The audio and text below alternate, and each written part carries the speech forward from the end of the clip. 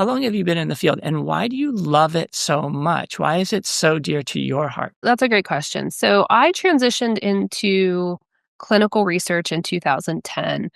Prior to that, I had 4 years of basic science experience. So anyone coming from the rat lab or thinking pipettes, petri dishes, microscopes, that was my life before. That was the type of research that I had done. I knew I loved research, but I honestly thought clinical was out of reach. I thought you needed to be a nurse. I thought you needed to maybe be a physician or have some really intensive type of medical background. And so when I fell into it as a research assistant, I wasn't quite sure what I was getting into. I knew it was just a different aspect of research.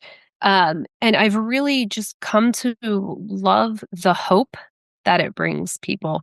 Again, I'm coming from a site background where we've run protocols. I've been able to write protocols, to develop the interventions, to collect the data. When you're interacting with someone who is out of answers, who the doctors are stumped and they say, we just don't know. What about a clinical trial?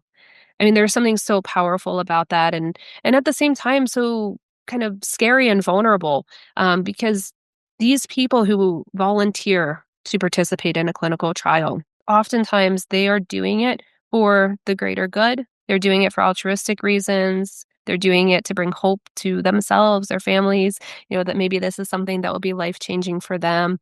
There's other trials where people are just doing it for a multitude of reasons. But I think what I love most about this field is we are bringing hope to people that the future is brighter, that there are cures out there. We know more about medicine. We know more about biology than ever before. We know more about genetics than ever before.